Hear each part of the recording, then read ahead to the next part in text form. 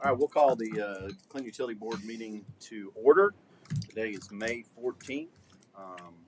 We have public comment session, so we'll invite you on up to speak to us, please. If you'll state your name, and then you have 3 minutes to give us an update on your All concern. right. I have actually got some things for you all to see, just so that you know exactly. I think that's more what you may need, I can pass them out for you. just so that y'all kind of have an idea of what's going on. My name is Carrie Bardell. I live at 114 Meadowbrook Street. So we have had an issue down in our neighborhood for going on 7, possibly going into 8 years now. It began in 2019, where we all know that we have a rainy period in the early spring. Happens every year. Anytime that we have any amount of rain, it gets to the point where we can't run water out of our house. We can't flush our toilets. We can't do laundry. We can't wash dishes. So when this first started, we contacted Mayor Burton.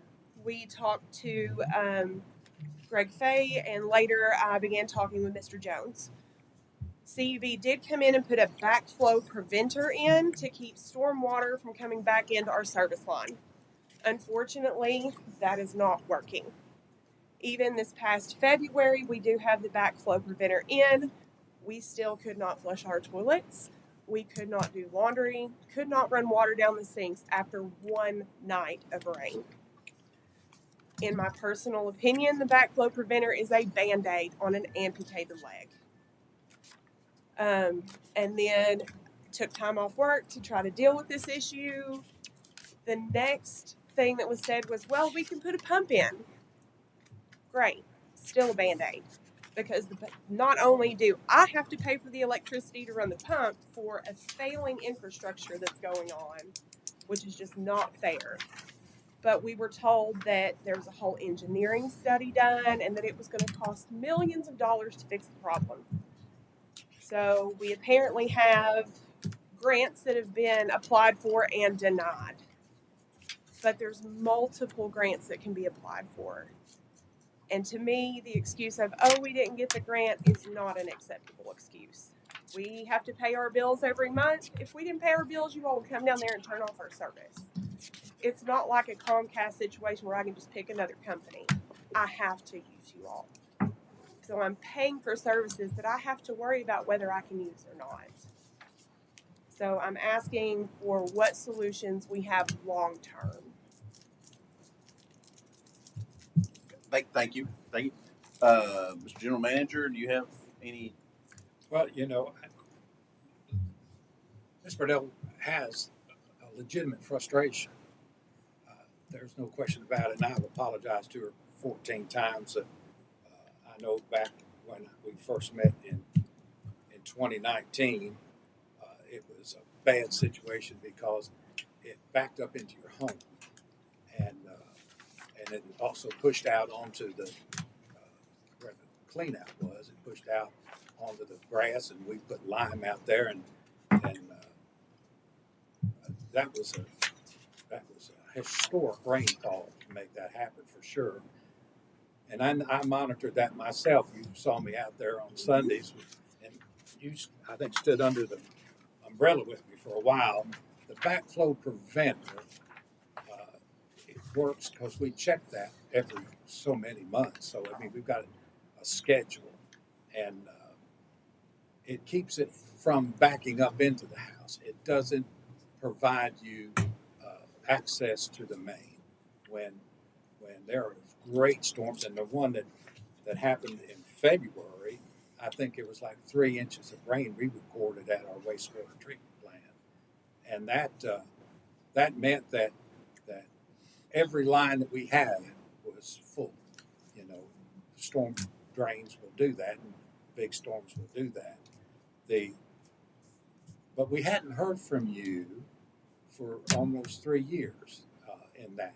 So apparently things were functioning, Not always.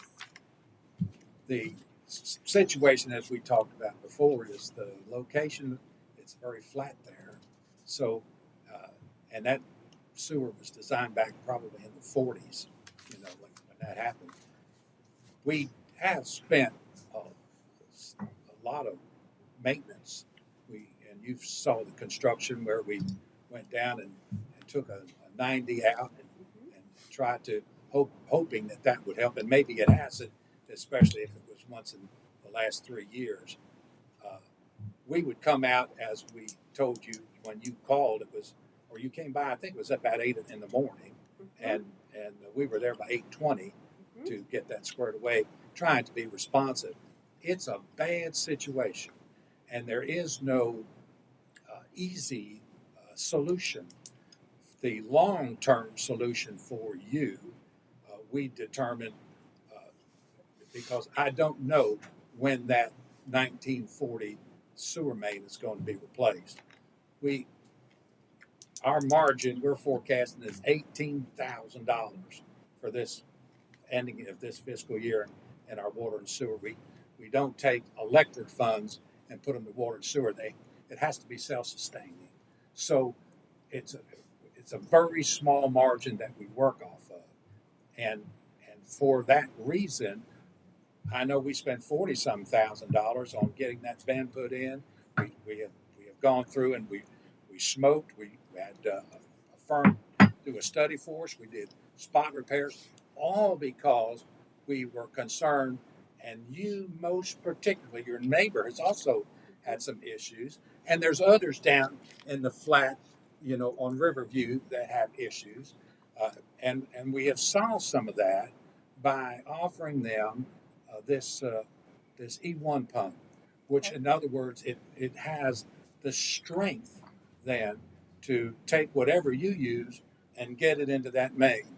Because right now the problem is that you don't have the pressure enough to put it in, and these provide the pressure in order to get it in the main. That was the after everything else, because of the frustration, that was the offer for you. And I think you were going to talk to your husband about that, and we haven't heard back from you. That's been over a month, and that offer is still on the table. What I can't recommend to our board is to we would have to borrow that money on a bond issue, and until we get a grant, and we are applying all the time, it's just not feasible to do that. When if you have an issue, it is years between issues, and the fact that there is remediation, and again, we're out there. Was that January? It was January that our crews were out there to make sure that backflow to keep it from coming up in the house. I remember it's in the tub. It's terrible. Yes. That, at least we've solved that issue. What is not solved is when there's a rain event, a heavy rain event, that you're now unable to get a flow going out, or if it is, it's very slow. It takes a long time for the sink to drain and things like that. That I don't have an issue. I don't have a solution, an immediate solution for you, other than I can put an E1 out there. And the other thing is, whenever you have that slow, you call us 24/7, and we'll come out there with the crew and vacuum that lateral out, that service line that you have, and that will temporarily get you fixed. And that's all I have. Yes, sir. Just a couple questions, because I want to make sure I understand it. The rainwater floods our system, basically, for lack of a better word. A torrential rain. A lot of rain. So is the sewer system not? It's not completely sealed because of roots growing into it. Well, sure, that's part of that, and it has to breathe. That's why but we even went down and sealed some of that on that area. It has to breathe, but it's like rainwater, Okay. and the city deals with that. You provide a system that handles 98%. But when you see pictures, and we've got pictures of flooding in the street, that's because the rains are just overpowering, and they're overpower any system. And so then her pipe coming from her house just doesn't have anywhere to go, basically. It's essentially trying to get in something that the pressure of all of that water coming down overpowers the pressure of her line coming in, But that pump, would push it in. so that should fix it. It would fix it. Okay. But then long term, we need a grant, kind of like we did downtown.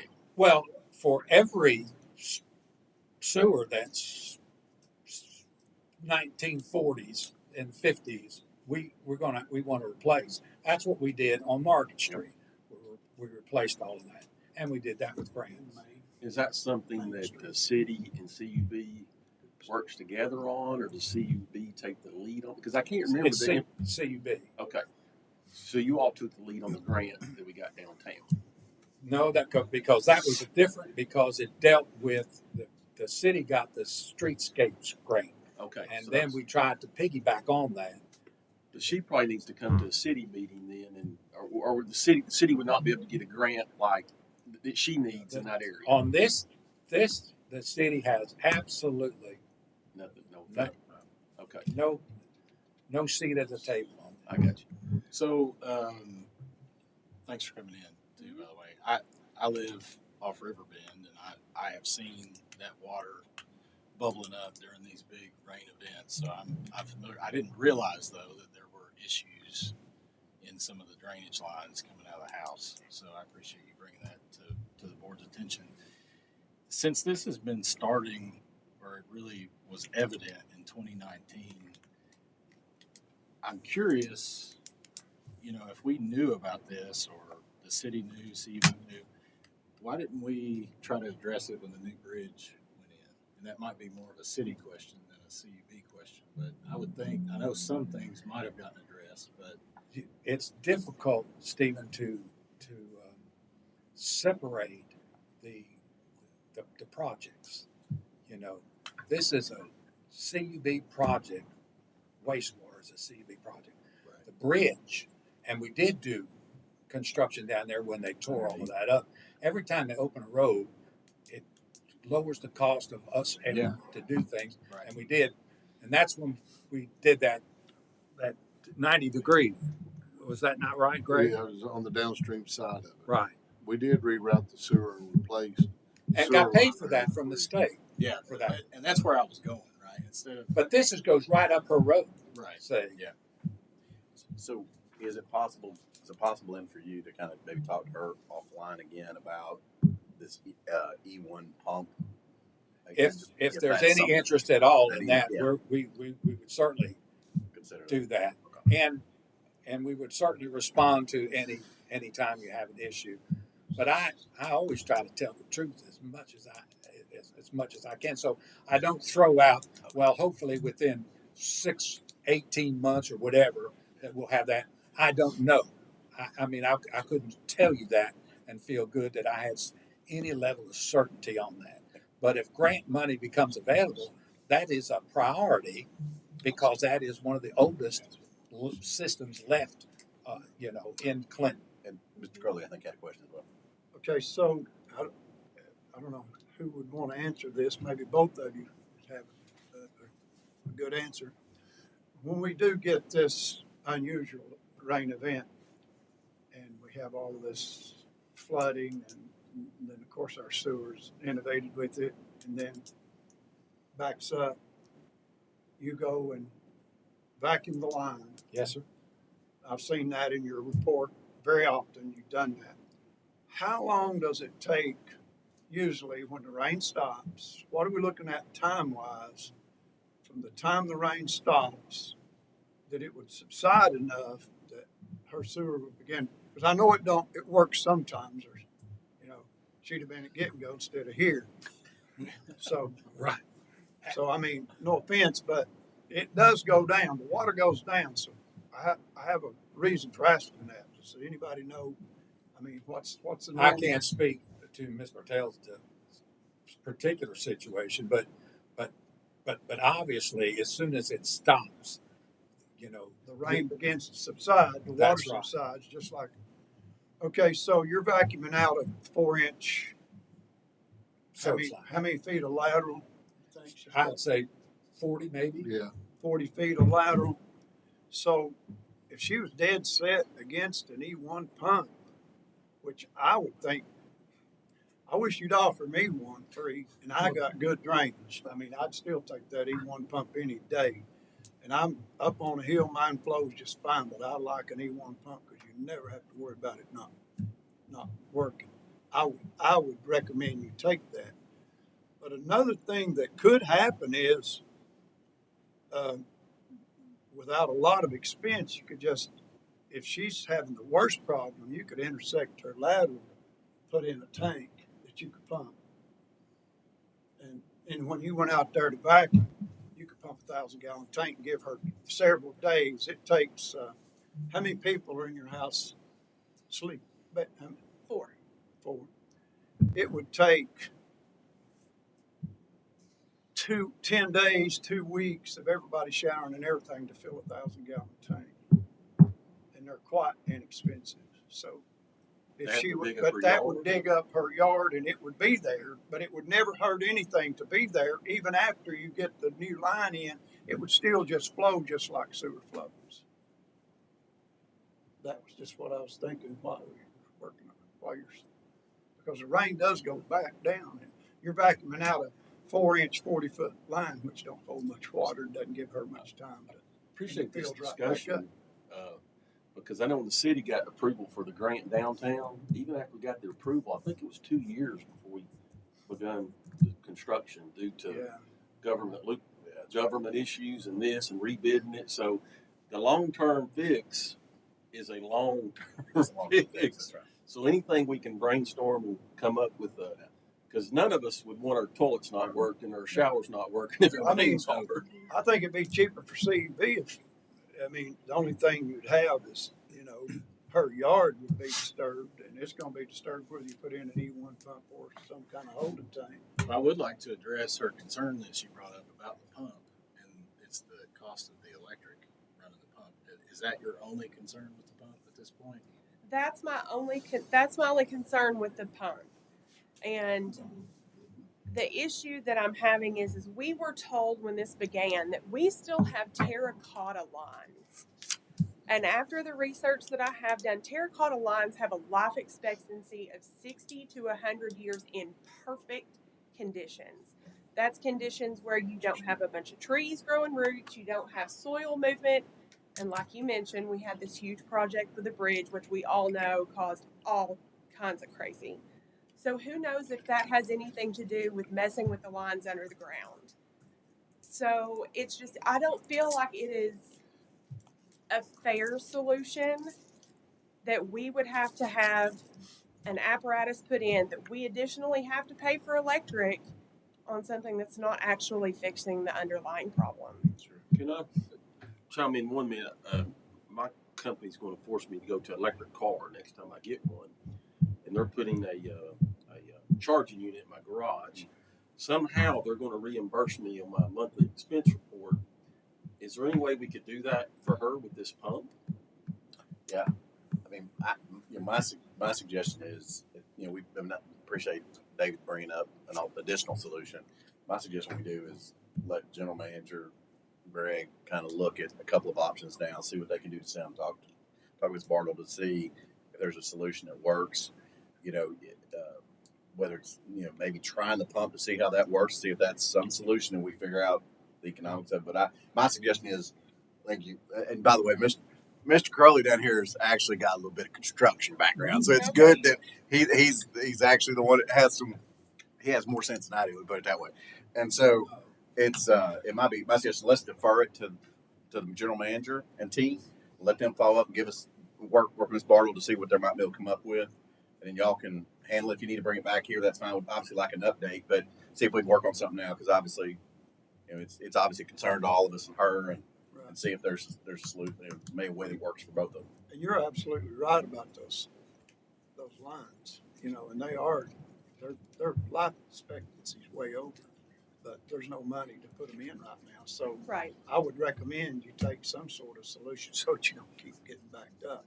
Completely understand. I think my big concern there is when we first had the backflow preventer put in, it was sold to us as this is going to fix the problem. and it has not. It Well, fixed it's one not- problem. It fixed it's one problem, not like- the other problem. It's like, do I really believe that the pump is going to be the solution? Well, Absolutely Let me not. tell you I do sewer, okay? This is not for CUB, this is between you and me, okay? All that backflow preventer is designed to do is to keep that water coming down that sewer line from backing up in your house. It works. There's no question whether it worked or not. Okay, it's in there, the backflow preventer, and they've tested it to make sure it was working. I've got the notes and the person's name that tested it and everything. Those things work. So you're getting no backup from any overflow water or anything. It does not help your commode flush one bit. Right. It's That's not right. for that. For sure. It's not for that at all, and it was never designed for that. And if you thought that, or maybe somebody made you to think that, that was not true. But I promise you, an E1 pump with that 1.25 inch, well, as a matter of fact, CUB uses an HDPE 2-inch pipe on theirs.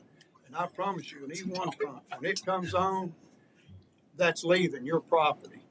And if they can't handle it when it gets to CUB's main, that's their problem, because that pump will make it leave your property. It will not.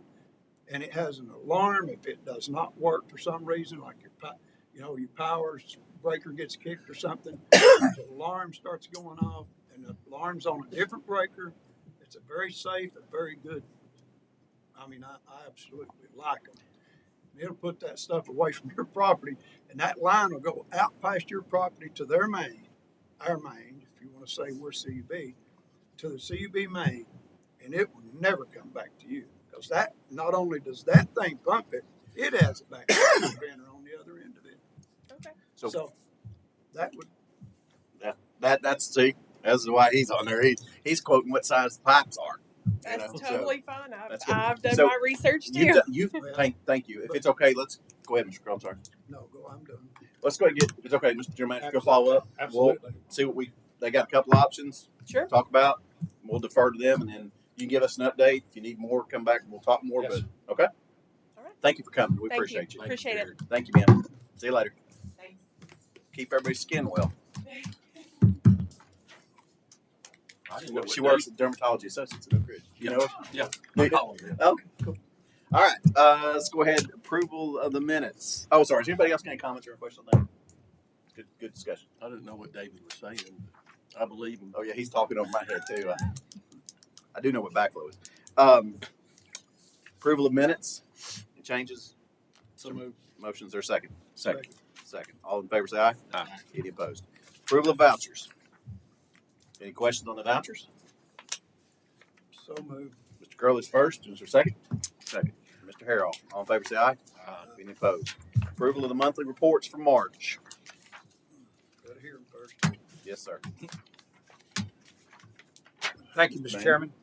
And I'm going to defer to Dusty here in just a second, other than to say that, we're very pleased with where we're winding up here through the winter months as we get into what we call the shoulder time, March and April, before the weather picks back up.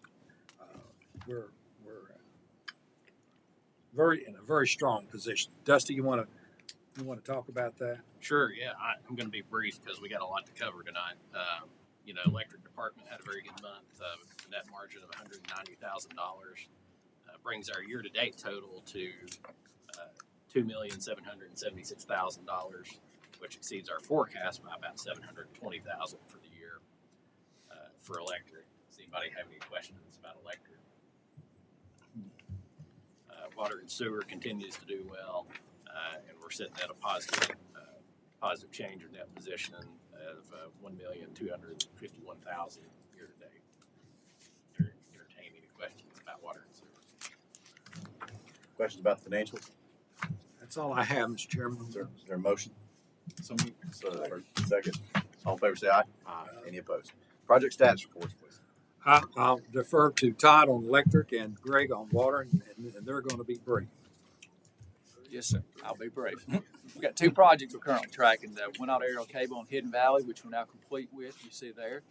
We completed on time. Did slightly over budget, just the amount of rock we encountered there, which is always a huge unknown. I knew we'd run some, but a little more exceeded, but it's still a project turned out very well down there. We're very pleased with it. The second project's New River Highway, the feeder upgrade over there, that we're probably 40% complete with it. It continues to go well and should be complete with it by the end of June. Any questions on any of those? Mr. Loggins, Mr. Jones. As y'all noticed, utility services wasn't installed for the past month. The contractor pulled off the utility crew due to the festival, and they had a project they need to complete up in Kentucky. They're moving back in on Monday. Questions on project status? All right, let's move forward. Approval of purchase orders. We got one purchase order, and this is a bucket truck that we had in our budget, and we deal with these two really great companies, but Terex is tried to hedge their bet a little bit. They wouldn't give us a firm bid because they submitted a bid that is contingent on what the cost of these track chassis were, and that way, if there was an escalation in price, then they could escalate the price for that. Where Altec has given us a firm bid, and we think it's a good bid, of $357,953. So the fact that we do have a firm bid from Altec, and we consider that very acceptable. We had budgeted $400,000 for this bucket truck. I recommend that we pick what I consider the best bid, and that's $357,953 for this 55-foot aerial bucket truck, lift truck. McNally. You said we budgeted 400? Yes, sir. Okay, thank you. Questions, comments? Is there a motion? So moved. Second? Second. All in favor, say aye. Any opposed? LED light rate proposal. As promised, we worked through the algorithms that provided and really mirrored a lot of what TVA does. And Todd has worked really hard on that. So I'm going to defer to him that the fact that he was able to come up and design this rate schedule for this new product that we're offering. Todd? Yes, sir. Thank you. So as you mentioned, the high pressure sodium lights are no longer out of manufacturing, so we had to go to LEDs. The key thing I'll point out to you here, what you're really approving and looking at is the facility charge each month for the light.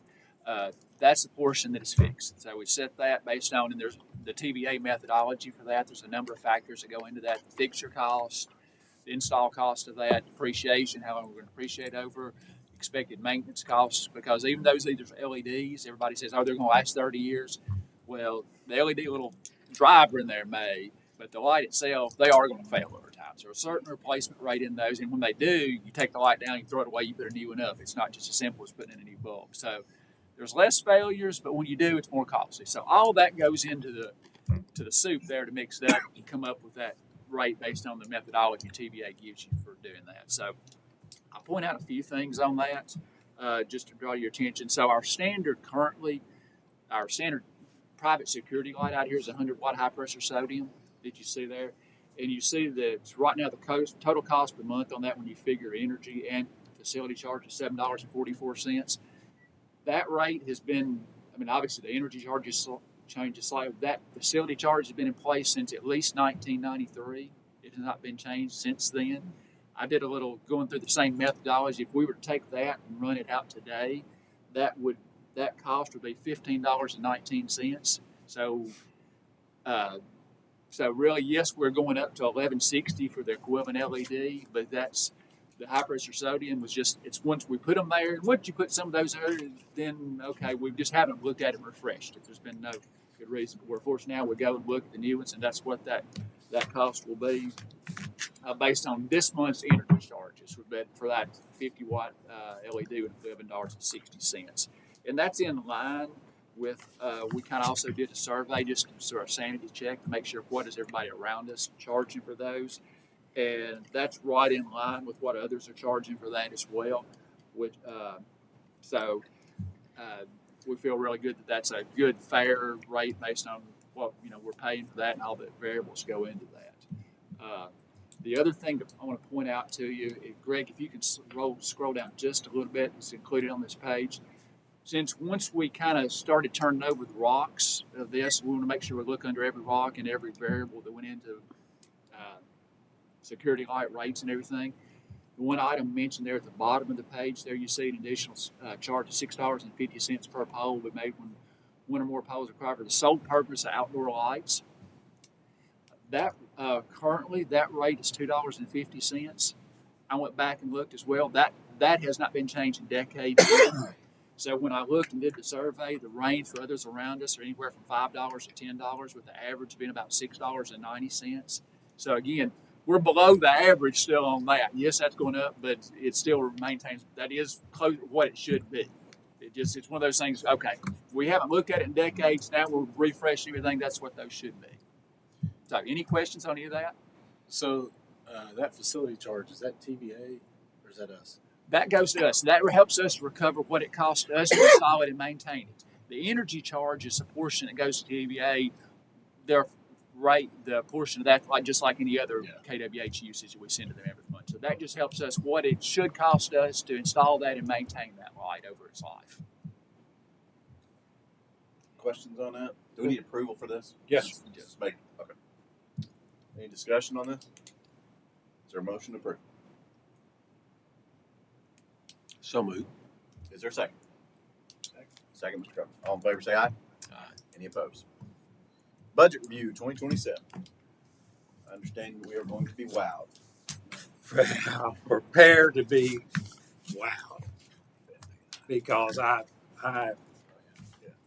try to design this to where it's not boring, and I tried to upgrade some of the graphics to make it a little more presentable. So tonight, what we're going to do is we're going to review the process that we go through. Next month, we'll ask for approval, but this is still preliminary, so changes can still be made. So if it's all right with you all, I'll start with the electric. We are under contract in electric with TVA, and every LPC in the valley, 153, is under contract with TVA. The most recent iteration, I helped design that contract with TVA. So part of that is our responsibility that is detailed in that is having operational integrity, fiscal responsibility, and economic health. That's something that we agreed to get this wholesale rate for energy. Every power distributor does that. For reliability and efficiency, we remain a regional leader in that with our FLISR and our self-repair of our system and the way we keep our system up. We do national indices, SAIDI and SAIFI. How often are you out? How long are you out? And that's been reduced by 70%. Safety award, and tonight I'm going to tell you, we just got the plaque for this is the third year running. This is a Diamond Safety Award issued by APPA, which is the national organization recognizing the safety that we have here. And we were, I think, only one of 3 in the state, to get this. So, I mean, it's a big thing. We do great on safety. We have a great safety record also. We comply with all of the regulations and contract obligations, and we promote a culture of integrity with our employees to be ethical and responsible in what we do. So operational integrity, we've got that covered.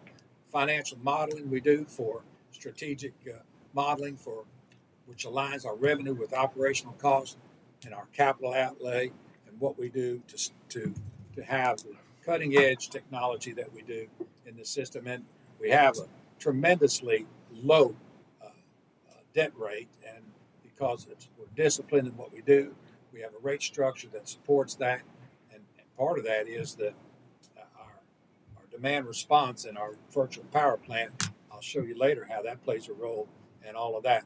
But again, do we meet TVA's criteria, our contractual obligations for economic growth? CUB has got a history of that. I've been chairman of the TVPPA Economic Development. I spoke in Nashville 2 weeks ago at the annual convention, which brings in all 7 states of TVA.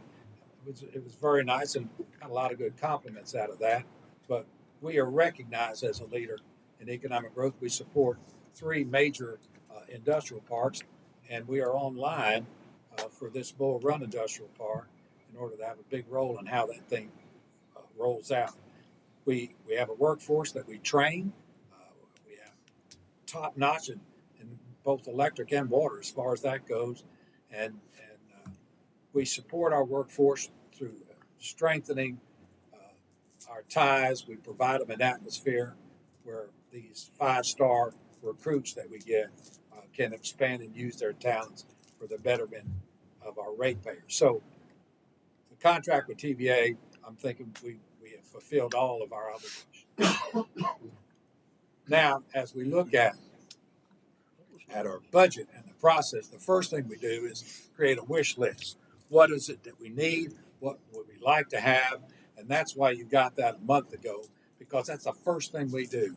Let's get a list of things that we want and things that we need in our 5-year plan in order to keep our system at the top level that it is. So by doing that, as we look at that, part of that is the material associated with that.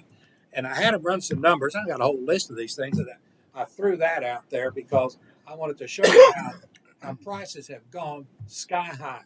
But then if you're like me, it's hard to see that. So I highlight it too to make it easier, because these are standard things. We got a 50-foot pole here. The pre-pandemic, we paid $2,000 for that pole. And then post-pandemic, and I'm telling you, I'm not talking about 10 years ago. This is the pandemic from 2020 to 2023. In that period, right after that, we were paying $3,300 for that. And then since then, what we pay today has gone up again. So it's 62% increase post-pandemic. It's up to 90% increase in that pole in that short a period of time. And that is just an indicator of how material costs have gone through the roof. I've got a 25 kVA pole transformer. That's everything you see out on the utility poles. $700 is what we paid for that pre-pandemic. It went to $2,800 in the post-pandemic per unit, and now it's dropped back down, but it's still twice what we were paying just a couple of years ago. All of that to say, you cannot sustain that kind of inflation in materials without it affecting the bottom line in the system. Now, our capital outlay, which is the same, it hasn't changed from last month, $8,330,000. That's what we are looking at, and we don't always do everything that's on there. Timing can make a difference, but that's what I want to make sure that we have the funds to fund that investment going forward, because that's what keeps us. That's what keeps our system at the top grade that it is. In terms of poles, we sound the poles, we replace poles during the day and not in the middle of the storm. That's why we're able to restore power. One of the reasons why we're able to store power, because we've got a very strong system, and that takes a lot of money. After we look at what is it that we think we need to invest in our system, I then go look at revenue expense. How much money do we got coming in? How much money do we got going out? And therefore, how much money is going to be available to fund these capital projects? So for electric revenue, it's about $98 million. We're forecasting coming in at about $95 million going out. It leaves us about $2.5 million in net margin. We go through the necessary steps, because for electric, under the umbrella of the Federal Energy Regulatory Commission, FERC, and that's under the Department of Energy. That's who we fall under, and they have what they call a uniform system of accounts. And that means every penny coming in, every penny going out has to go into there's a specific account for that.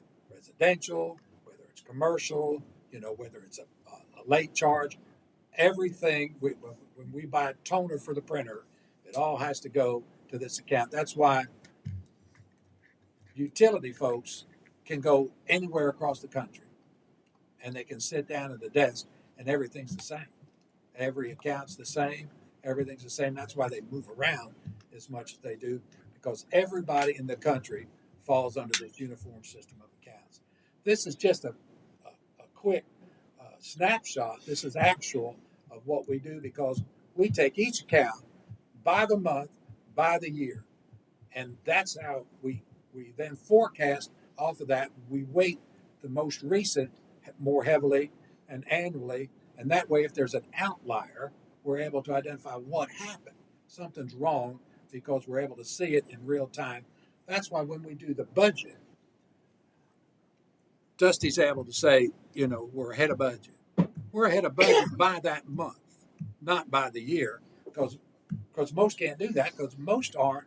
They don't forecast by the month. You see, that way, when sometimes we'll say it's a timing thing, because if something comes in a month earlier or a month later, you're going to see it the next month. And then it'll say, well, it's a timing thing on this. So that's the way we forecast it. It is comprehensive, and it is a challenge to do that. But it gives us, I looked at our, what we have forecasted, and this was, over a year ago that we did this. For this month, where we are, and I wrote it down so I wouldn't forget.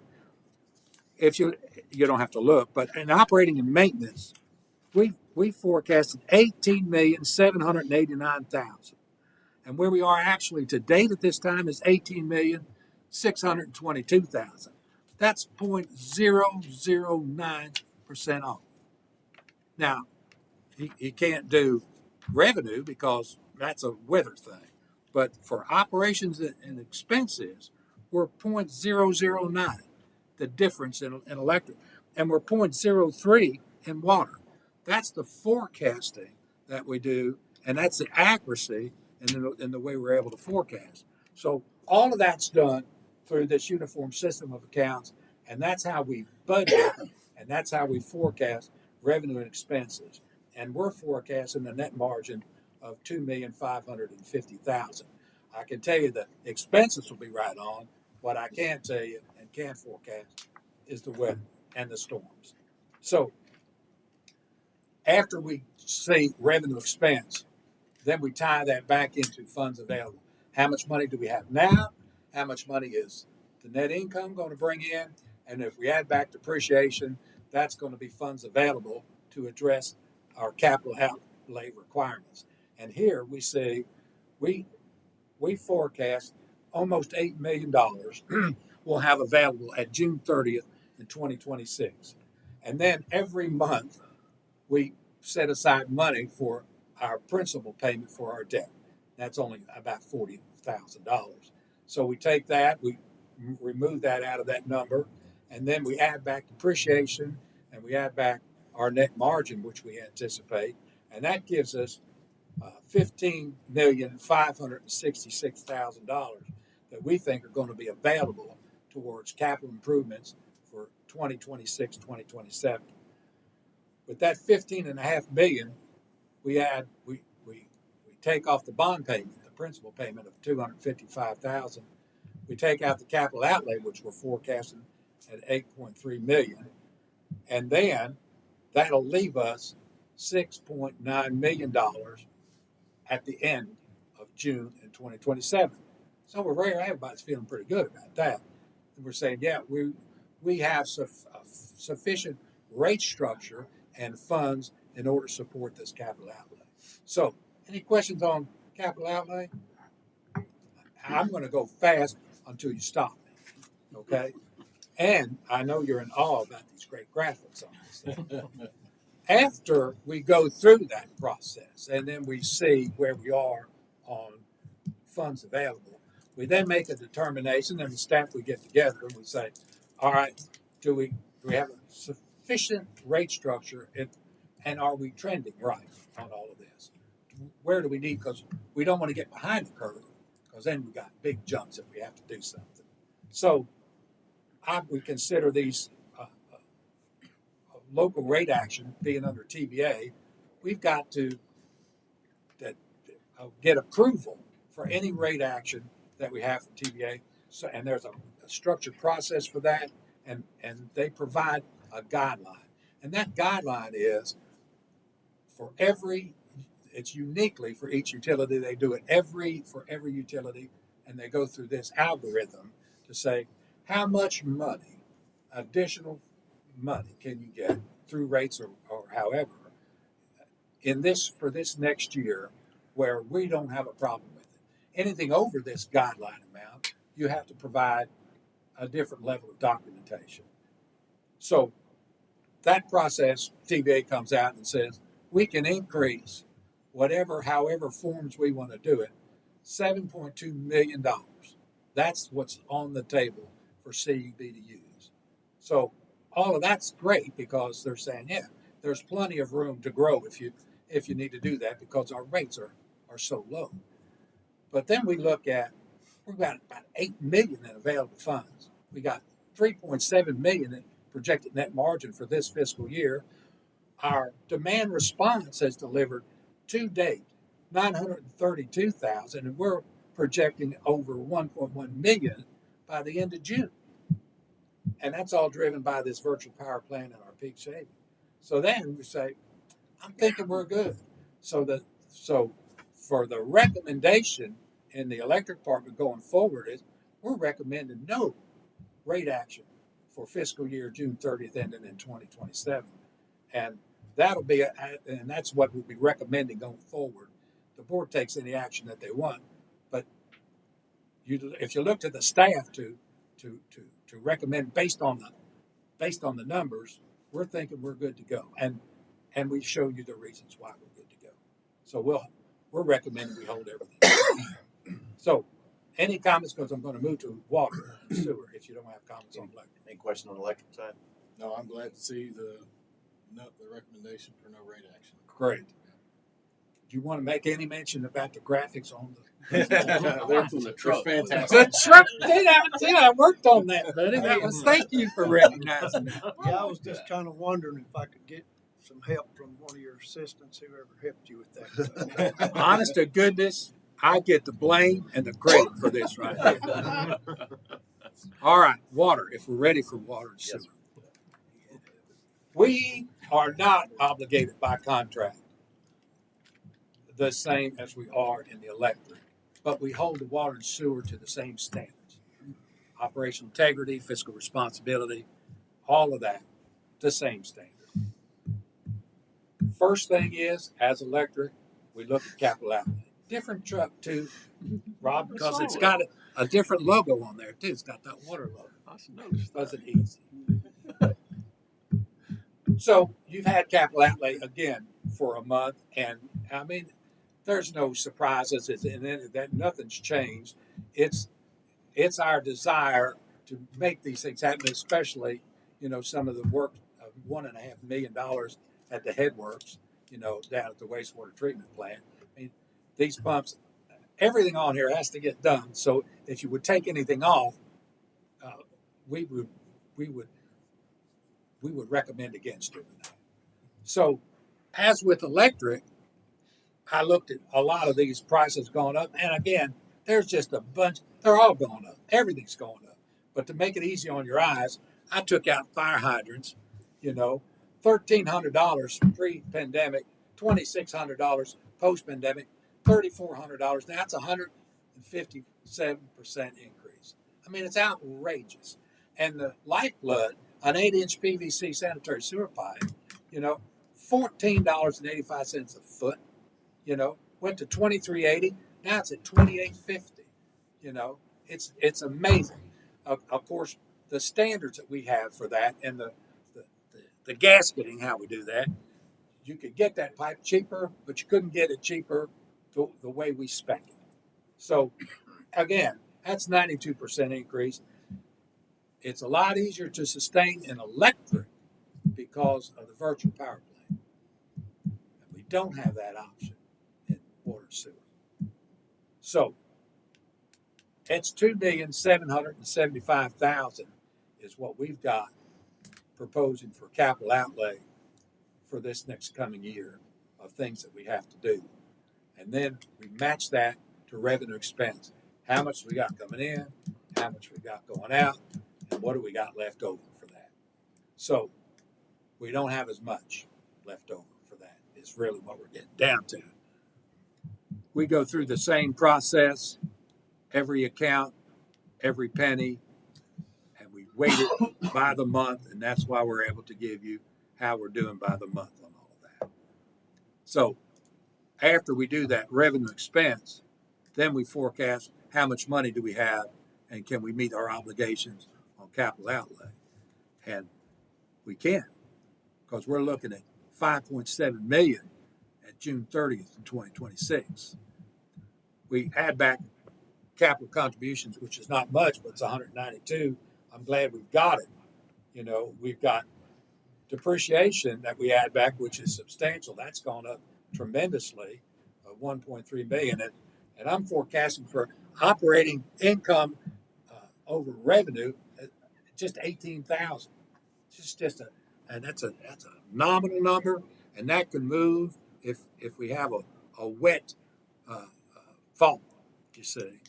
So when we put the 2.7 million for capital outlay, it still leaves us $4.5 million at the end of next year. So then we go through the same process, but under this, we're under the Tennessee Comptroller's Office, and they have designed what's called Tennessee Board of Utility Regulation, and they're in there to make sure we have reasonable rates, both make sure that we do have rates sufficient to cover our cost and our debt service, and we have rates that are not so high that they're unreasonable or unjustifiable. It's good. They're doing a good job. Don't really care for some of them on there, but all in all, the concept is really good. Now, we look at rate action in the same way. Where are we? Where's it trending? What can we expect? And what should we be recommending to this board? And MTAS has provided us, and you all do training through MTAS, so you know this, that the water and sewer utility really has the ways to generate revenue is through user charges, tap fees, service fees, penalties, and late charges. Well, the bottom line is the big money comes from user. You and I are watering our grass. Praise the Lord for that. You know, that's where the money comes from. And then tap fees would be the next big source of income, and penalties and late charges generally are minimal on that. So specifically on tap fees, MTAS says the utility needs to consider in setting the tap fees that they must include more than just the cost of the utility of the physical installation, because they say a developer, which is a new customer doing a subdivision, they are putting in that subdivision, certainly helps the community, but they're buying into a plant, an existing plant, that they didn't share any cost in doing. Everybody does it at home and all that, but I'm talking about developer. I'm looking at David because I don't want to throw anything at me. You know, the bottom line is MTAS says, and I call them impact fees, and you might be familiar with that. What impact, if you have a 300 unit subdivision out there, it's going to impact your whole system, pump stations and everything else. If you don't have some kind of a way to make that shared cost with the developer, it is a source of income that you don't have. And this is a great graphic. I put residential, commercial, industrial, and tap fees. And if you notice, there's no coins coming out of the tap fees right there. You know, because why? Because in 2020 we did away with tap fees. Now, here is our neighbors, everybody around us, KUB, LCUB, Oliver Springs, Halsey, Power, everybody. The average is $2,500 to do a tap on water and sewer, and this is new development. New development. We charge zero. I want you to just to be aware of what we're giving up. If we charge the same thing that KUB charges, $1,000 for a water tap, $1,700, and they're just the average. You go to North City, it's over $4,000. Just if we were charging what KUB had, since July 1 in 2020, by the year, I've got the water taps, the sewer taps, and the E1 pumps on the table that we've left $419,000. $419,000 in tap fees that's left on the table. So when you have $18,000 difference in revenue and expense, I'm telling you, by the year, that's a lot of money. That's more than our net income in any one of those than what our net income's going to be in this year without capital contributions. So I want just to say, hey, we're doing this, and it's a good thing, and our development it's made a difference in our development. There's no question about that. But we know what we're giving up. All with that, we've got the lowest rates of anybody anywhere. If you live in Clinton, you're paying the lowest rates for utilities anywhere. We're less than half of what these others are. So, great service, absolutely low rates, and we are a development haven for anybody developing. So now we look at rates. Considering everything, what would we recommend to the board? Well, again, we consider we're strong financially, and that's after we're paying streetscapes, and that was over $1 million, going out of that. That impacted us because it took away investment income. So, that went down substantially. But we're still rocking $5.5 million. We've been debt-free now for 15 years. We've only had 3 adjustments, obviously small since we're still at the bottom by far of everybody, in 16 years. And the ratepayers in the city of Clinton are paying less than half of what the regional average is. So all of that's good, and they're all positive things. And because of that, I'm recommending no local rate action for 2026, 2027, but I want to do a full rate study and review. And that will be coming, by the end of the year, maybe, sometime in that. But where we sit right now, we are still strong. And circumstances can improve if the industry picks up, because the political position that we're in with tariffs, we're in this, now we've got supply chain issues coming back, and if inflation goes up, it's going to get worse. But if all things work out well, then I think the industry's going to pick up, and that's going to make a big difference in a positive way. The water and sewer department are affected differently than the electric because there's only 6,000 and 7,000 of us, you see, where we're spread across 6 counties and we got 30+ thousand in electric. You charge $1 more a month in electric, that's 30,000 a month, you see. You charge $1 more in water, and that's $6,000 a month, you see. But it's a big difference. It's a bigger percent difference to charge $1 more in the water. So all of that to say, my recommendation to the board is that we take no rate action in water and sewer, but you allow me to do a full rate study and better position us, get comfortable with the fact that we're going to be at a rate that is going to be sufficient, and then determine whether there needs to be some kind of an adjustment or an impact fee, what makes good sense. And I'll have all that, I'll put all that together, but that's months out.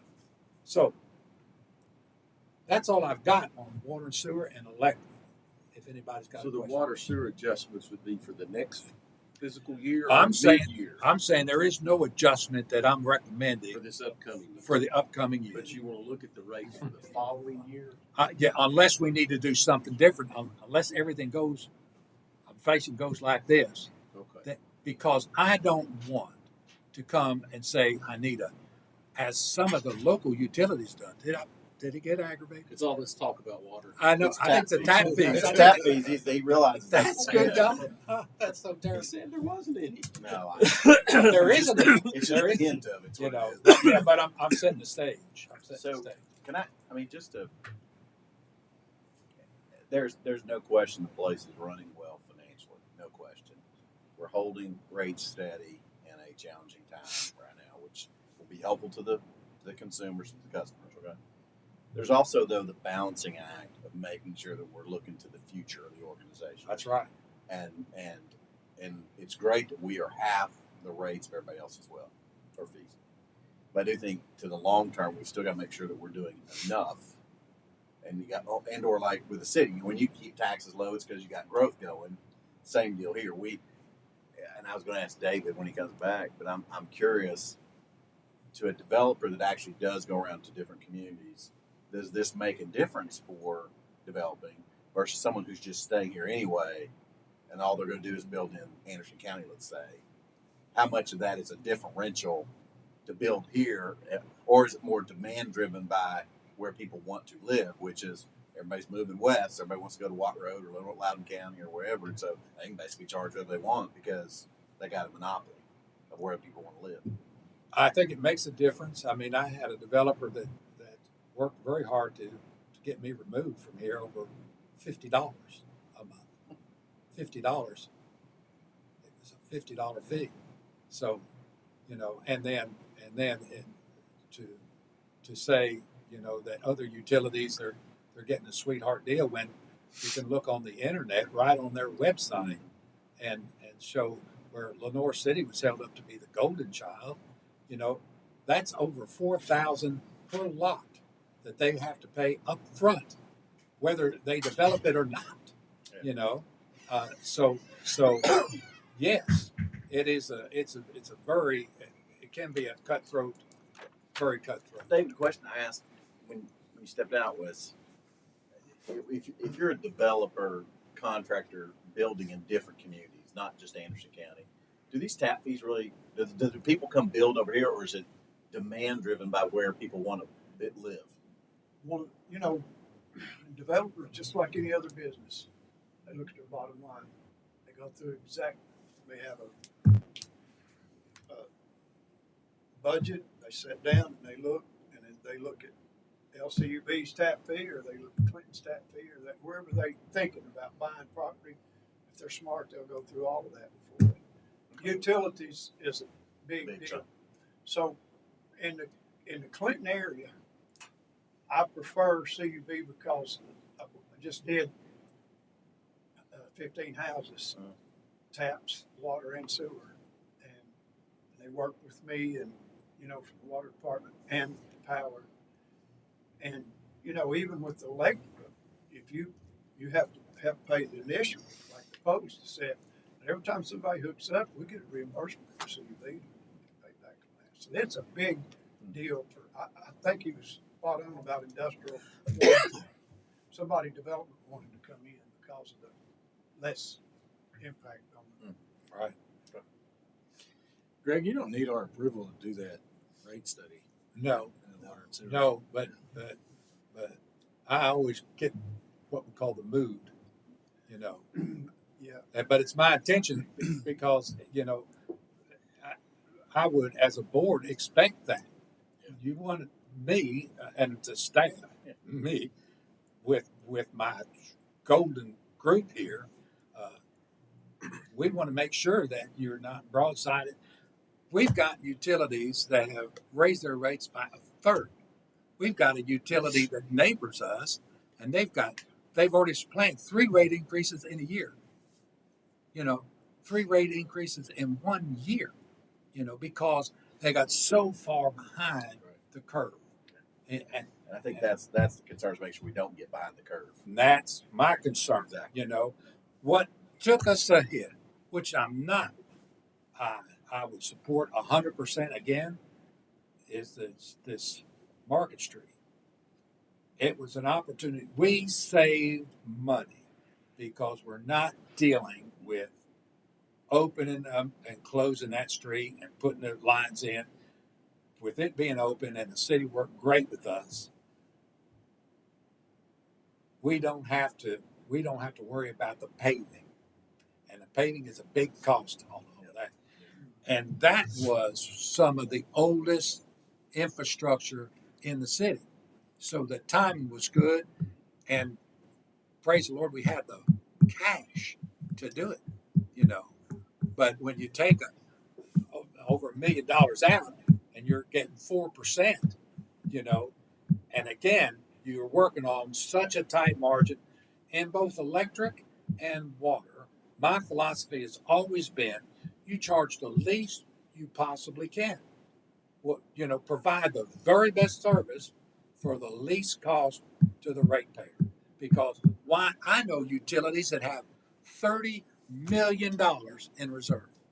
30 million, which means they overcharged these ratepayers all these years and offset. When we do, we're going to have to do an expansion in our water plant. And I've got a study. We've got a study coming up this next month. The first thing we're going to hit is the water plant. Then we're going to hit the wastewater treatment plant. But that study's going to cost about 70 some.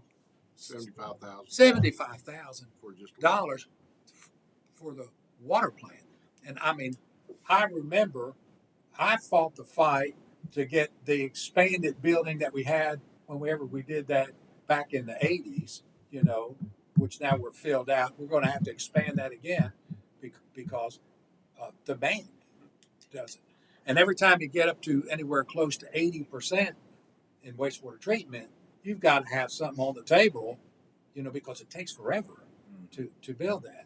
And as we grow, and especially as the county grows, since now we're the regional handler of wastewater in the county, you know, we're going to have a plant to sustain it. And if Bull Run takes off, we're going to have to put that somewhere too. That was going to be my next question is, does this, you know, I don't know what the timeline is for Bull Run and the economic work that's going over there. I'd say it's probably 4 or 5 years down the road. But at what point do we start forecasting some of that into the budget? Just in your opinion. Well, every budget is conservative in expectation of revenue streams. Good. And just the other way on expenses. You say, you know, I don't, unless I've got it in hand, I don't have it. I've been saying some of these industries, and it's a joke with the guys because I keep saying this particular industry is going to take off, you know, and now they actually have moved just an inch, and so I'm now laudering it all over. But They're up 100,000 this year. they are, Yeah. you know, which is really good. We It need took him 5 years to get there, but he's claiming credit, I'm sure. all of that again in what we forecast, unless we've got it in hand. I don't do it, but part of this rate study is not only on residential, but I'm going to look at it all the way up the line. You know, where are we in the industry? Because we focus on residential, and so many of us are in that line. I want to make sure that the industry is carrying their fair share. The rate study's just gonna be water sewer, correct? That's correct. How about the Cary situation? Is there room in the budget? Let's say we got a grant a year from now. Are they typically 80-20, 50-50, or is it just all across the board? We get a grant, we'll match it. Whatever we have to do, if we have to borrow more money, which we wouldn't have to do. But yeah, we would, whatever the grant is, and that, you know, to get a sizable grant, that is, I don't know of that is the number one priority area, is that all that Riverview, you know, because we looked at going all the way down there, because that's a problem all the way down that line, because it's flat as a pool table, you know. I don't want it, you know, but where you're at, there's a spring right under there. So Any more questions on the budget? You got any more presentation on it? thank heavens Graphics, I thank do you for- not. Greg, thanks for helping me out on the graphics. All right, other business. Yes, quickly. I'm sorry. I lifted this up during my presentation. This is the diamond status. We were recognized by the APPA with diamond status for 2025 safety awards. This is our third consecutive year on that. We're very proud of that. It goes to the culture of safety that we have here, and our people. I mean, they just work safe. I mean, they're great. They're great. I could do a whole PowerPoint on just how much I appreciate the people that work here. Cybersecurity Grant Hey, Award. Greg, yeah. Does you're talking about the safety and the people that work here, is there, do people get some sort of safety award? We do every Some 6 incentive? months. Every 6 months, we look at that. It's an incentive, and they really appreciate that. And I was on the board of our insurance company, DIC, and I worked with them to split a cash award to where we match. They match us. So it's like $50 and $50 is be $100 if there's no lost time injury, and I include our part-time people in that and everything. You know, That's good. That's good. I figured as much, but I just want to confirm. Cybersecurity Grant Award. You know, and Todd, I meant to call you earlier because I was going to try to identify, and it could be you. I don't know who sluiced this thing out. If it was part of your staff or It was my staff, but I have to give a lot of credit to my technical operations supervisor, Ty Roberts, who kind of spearheaded this. So he gets a lot of credit for taking their lead and kind of running with it. I try to take the credit for everything until I know that I didn't have You're anything to too do humble, with it. Greg. to do that. But I didn't have anything to do with this, and I appreciate them so much. But we've qualified and got $40,100. That's Yes, the number, right? Yes, sir. And that is going to help us in 3 areas: our email and our identity monitoring and our enterprise-wide password management. So we applied for and received a $40,000 grant in order to improve that cybersecurity for us. And Todd and his team and Ty's. And one key thing, if I would point it out, and get ahead of it, is that, and that is solely through federal and state dollars. It's a $0 match for us. Great. So It's all good. Yesterday, several of our engineers and operating folks participated in the career fairs at our local elementary schools, and I think that was Claxton Elementary and also Grand Oaks, right? And Yes. we had maybe 5 or 6 working 2 or through there, 3 at each one. and we've gotten some nice. I mean, they always send sweet thank you cards back, and we appreciate that. Next month is when I'll ask you to. And I don't anticipate any changes, but if there are any changes, I'll let you know beforehand. You know, but we're going to pretty much stick with this. We do have one potential good thing, and that I'll give Greg Jones a preliminary hats off because he trolled the state, and they have these forever chemicals, and we tied on to a law group to do a class action suit, and we're getting word back that there might be some break in that, and if there is some break, we could be getting some money out of that. So, and that's in water and sewer.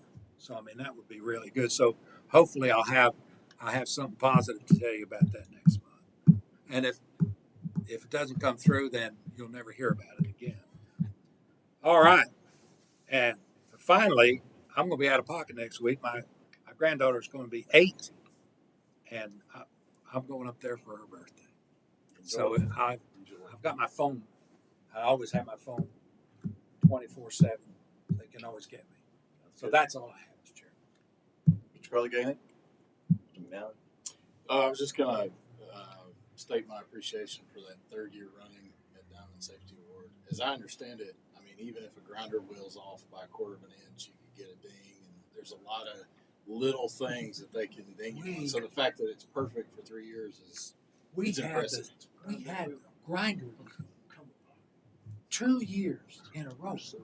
2 years in a row. I told them to buy a new grinder. I mean, if that's what we're down to, you know. But we've had perfect.